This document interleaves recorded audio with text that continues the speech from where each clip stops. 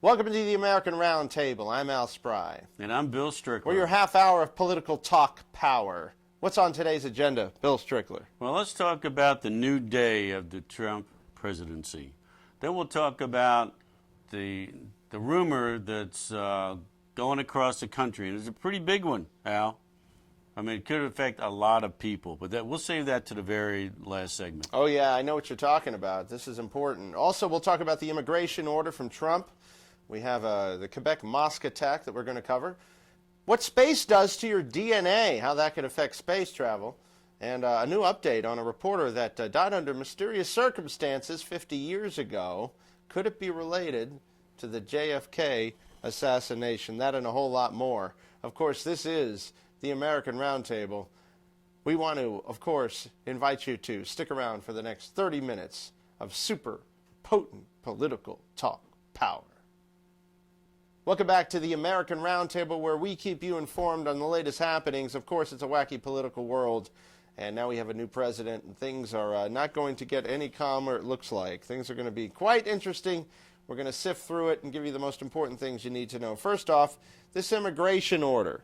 What's your take on this immigration order? Of course, now from these 7 countries not allowing any immigrants, these are Muslim countries, it's creating quite a stir.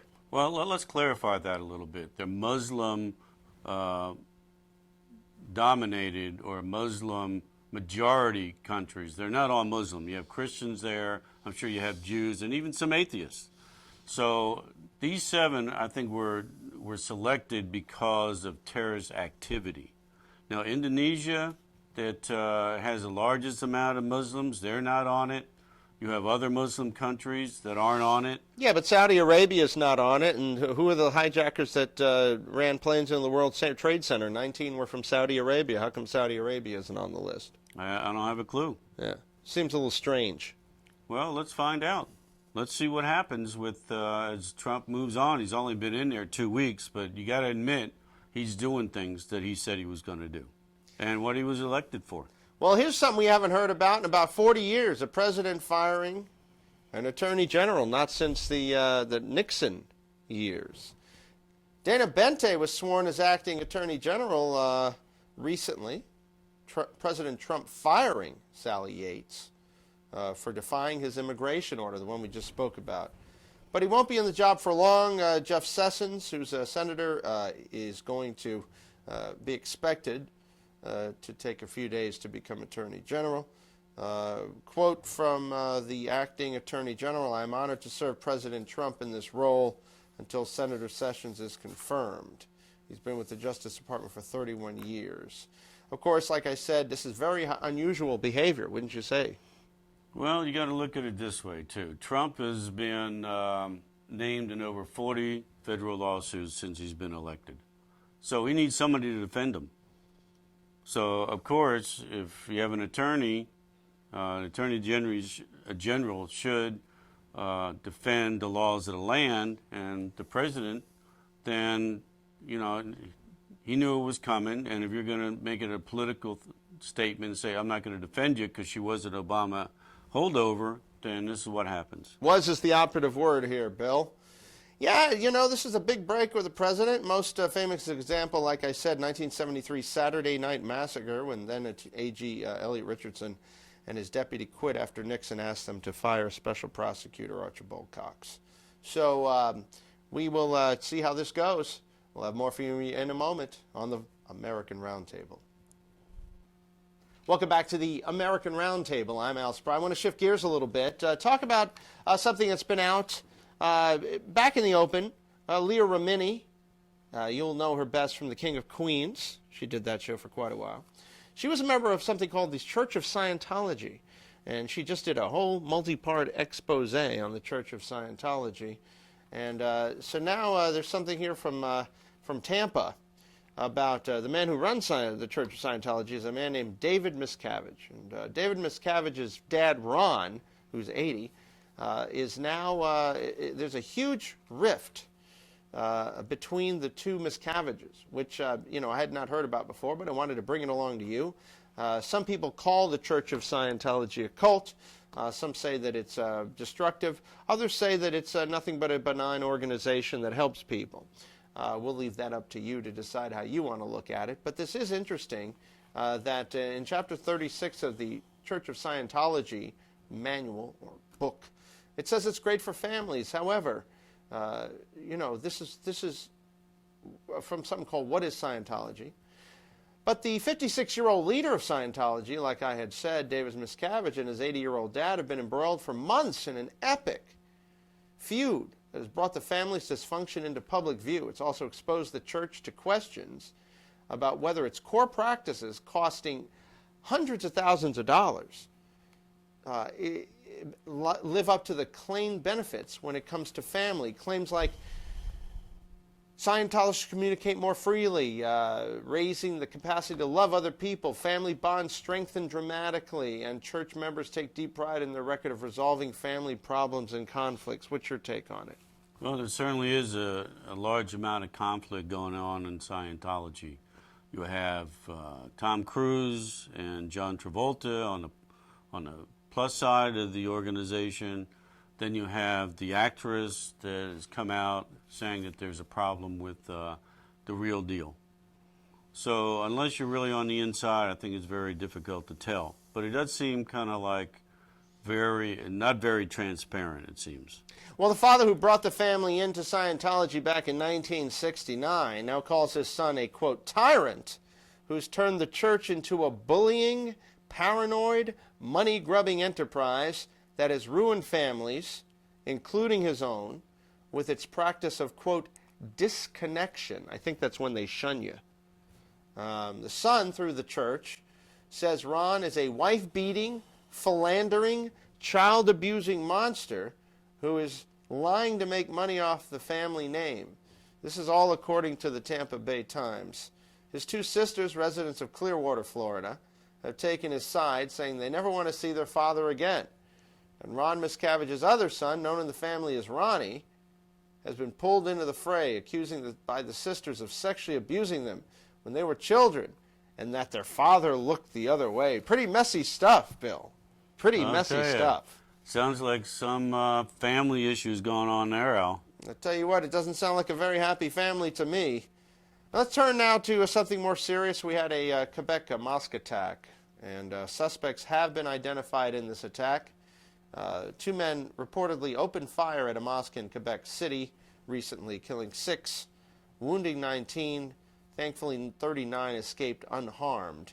The Daily Mail in England is reporting the terrorists have been identified as Mohammed Kadir and Alexander Bissonnette, both of whom were arrested soon after the attack. But there's an update on that, Al. There is? Tell us. Yeah, one of the guys that they arrested, they determined that he was just a witness. He was a bystander. But something came out shortly after the attack by the Fox News saying one was Moroccan, and the police said the suspects were not on their radar, which is kind of unusual because most of the terrorist attacks you see around the U.S., they've been on some list, and then they just fall off or they're not paid attention to. Well, this is of course any time we have a terrorist attack against any people, regardless of religion, we always of course take pause to basically pray for the families and for healing, because there's no motive yet listed for these killings, but it is being treated as an act of terror. They're also looking into whether a pig's head left outside the mosque last year is in any way connected to Sunday's killings. We'll have more on this as we find out more. And we'll have more for you in a moment on American Roundtable. Welcome back to the American Roundtable. There's been a lot of things going on here in the first 2 weeks of Donald Trump's presidency, Al.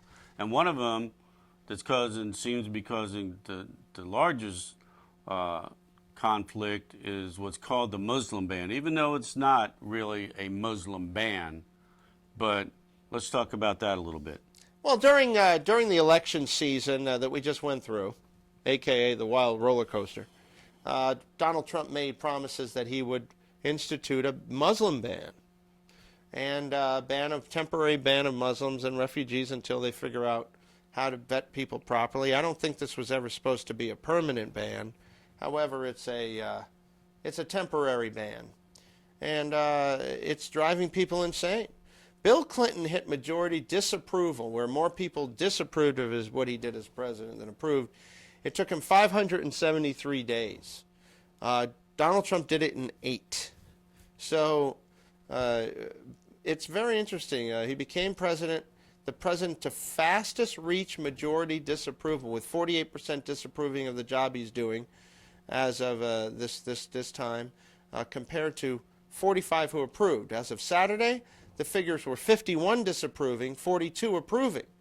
So obviously, people are not really excited about these changes. Why do you think that is? Well, I think people by nature, they don't like change. And the one thing you got to say about Trump, he said he was going to make changes, and he's doing it. He is. Now what gets me, because I like talking the real deal here. What gets you fired up? What gets you fired up, Bill? Well, I went to see the Patriots Day movie. Okay. Then I remember 9/11, and it's like, if you are a victim of a terrorist act, you're supporting this. I mean, kids died, people were, lost body parts Right. in the Boston Marathon bombings. So it's like, why don't we take a look and remember what Trump is trying to do? He's trying to stop terrorism. Now, the implementation of his executive order did not go smoothly, but they say 109 people were held up. But how many people at the Boston Marathon or 9/11 were inconvenienced or died? So we have to kind of like take a look and see why all this is being put in motion. And if people didn't want it, then Trump wouldn't have been elected. Well, you have obviously the country split basically in half, but I think that there's been so much push to be humanitarian and bring refugees in that any push against that is being spun as an anti-innocent refugee, not a anti-terrorist action. They can spin it all they want, but the fact of it is there's people that their entire lives have been damaged by terrorist activities, even out in California, San Bernardino. So let's get real about it. So if he's trying to stop something and save Americans from going through that, then I'm all for it. But it's how you implement that policy. And if it's only a 3-month situation, that'll give people the time to kind of like put extreme vetting into place. And let's talk about it then. Well, here's an interesting thing that didn't really get a lot of reportage, and that's the U.S. sent $221 million to the Palestinians in Obama's last hours. Officials say the administration, in its waning hours, defied Republican opposition, quietly released $221 million of taxpayer money to the Palestinian Authority that GOP members of Congress had been blocking. Basically a big old middle finger, one more middle finger from the president to the Republicans. State Department official and several congressional aides said the outgoing administration formally notified Congress it would spend the money. Former Secretary of State John Kerry informed some lawmakers of the move shortly before he left. In addition to the $221 million for the Palestinians, Obama administration also told Congress on Friday it was going ahead with the release of another $6 million in foreign affairs spending, including a $4 million for climate change programs and $1.25 million for UN organizations, the congressional aides said. So a little bit of sneaky there before the end. Well, it's kind of like the millions of dollars that were sent in an airplane over to Iran, and the next thing you know, they released the hostages. Yeah. Because we didn't find out about it until it was all over. But we're not really getting anything back for this money, it doesn't seem. Nope. That's the question. Are we going to get anything back, and what is it? That's what I want to know. We'll have some more interesting stuff coming your way in a moment on the American Roundtable. Welcome back to the American Roundtable. But only momentarily, Al, are we going to be sitting here at the table, because there's a story about outer space and how it changes your DNA. All right? You mean like your DNA, your basic building Chromosomes, blocks of your, yeah. your so body? if you're in space, the twin astronaut brothers, one went to space and he was 2 inches taller, which means that there's a possibility, Al. I mean, if you go to space, you get even better looking. What do you think? You get taller for sure. I could use a couple inches. Well, beam us up. Let's make it happen. But they also said that when you come back to Earth, when you come back to reality, then that goes, chromosomes go back to what they were. So we'd have to be So in this space. is a temporary Temporary change. thing, yeah. Yeah, that's very interesting. They shared biological samples before, during, and after Scott's nearly year-long foray into space last year. And the entire time Mark was earthbound. When he returned to Earth, he was, like you said, he was taller. The ends of his chromosomes lengthened while in space. Lengthened. It could be attributed to increased exercise and his reduced calorie intake. The telomeres shortened. When the telomeres are the parts of the DNA that makes the X, DNA looks like an X. And so usually they increase as a person ages, but I find all that quite interesting. Well, I'm sure there's going to be somebody like Branson that'll probably have trips to outer space, so you get smarter, you get better looking, you get taller. I mean, I can see this one day turning into a real capitalistic venture. Over 50 years ago, we had the JFK assassination. Well, there's still stories coming out. The DA's office, the Manhattan DA's office, is probing the death of a reporter with possible JFK ties, looking into the mysterious death 51 years ago of newspaper writer Dorothy Kilgallen. She was also on a show called What's My Line at the time. She was investigating the JFK assassination. The stunning development comes after a new book, The Reporter Who Knew Too Much, suggests Kilgallen was murdered to shut her down and her relentless pursuit of a mafia don linked to JFK and Lee Harvey Oswald. Joan Valero, spokesman for Cyrus Vance Jr., who's the Manhattan DA, confirmed that a staffer has read the book and reviewed a letter from author Mark Shaw citing new leads, medical evidence, and witnesses overlooked when Kilgallen, 52 at the time, suddenly, on November 8th, 65, died, was found dead at the peak of her career. We'll have to keep an eye on that, Bill. Well, it seems that when you have Roger Stone, you have Dorothy Kilgallen, there's a lot of people that talk about the Kennedy assassination. That's right. We'll keep you up to date on this. More in a moment. Happy to be here on the American Roundtable on Tough TV and Tough TV 38 every weekend. So happy to be with you and doing this show, Bill Strickler. And our earthly time together before we go jetting off in outer space. I could tell you that before we go, we need to stock up on some bacon. I hear there's a shortage. What do you know?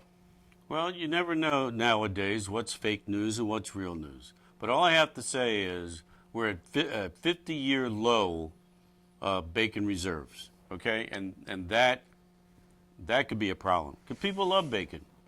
I mean, pretty soon you're going to see, a pig say, eat more turkey because they're going to have turkey bacon. Yeah, because kind of like Chick-fil-A, eat more beef. I mean, there's a lot of bacon being sold. So, we have to watch out for this because a lot of people love the bacon, the double bacon Terminator. Is that what it is, Nathan? Baconator at Wendy's. So, bacon has come into everyday life for most people. Well, sure, unless you're Muslim or Jewish, I guess bacon is a big deal. Then eat turkey bacon. But I don't know. I think that goes against the spirit of the law. Well, I mean, but even though there's plenty of piggies still going to market, there are no bacon shortages looming at the moment. Okay, I don't want you to get scared, and I don't want you to worry. However, higher prices are definitely a possibility. That Baconator sandwich that Nate loves so much is going to go up. We are going to pay more for our bacon. It's inevitable. Well, sure, because meat processors are paying 30% more than they did just a couple of months ago for the cut of pork which bacon is made, which is, the pork belly. Right over here, the neck. That's like down here, I guess, in the belly. Well, I don't know where it is. Do you know where the bacon comes from? It's somewhere. It's a pork belly, they call it. So somewhere. it's got to be the belly. Yeah. But neck, belly, I don't know. There's a neck, there's a belly. But, these cost increases could eventually show up at supermarkets. But I'm sure Trump will step in and put a halt to this escalating price. We think he's going to ban the pigs from market, or he might be importing it from Mexico or something, and not how's put he a going tax to get on it? How's he going to get it over that wall, though? Hey, I guess they'll figure out a way out. If it's important, then it'll happen. Right now, bacon prices are holding steady. A pound of the delectable strips averaged $5.10, 11% cheaper than a year earlier. I guess the highest price for bacon was $6.10 a pound in '04. But I guess they are. There's a lot of pressure, demand. Bacon was out of favor for years because of the fat and salt content, but bacon came roaring back. So we'll keep an eye on bacon. Of course, this is the American Roundtable on Tough TV and Tough TV 38. We want you to keep it real. And keep it tough.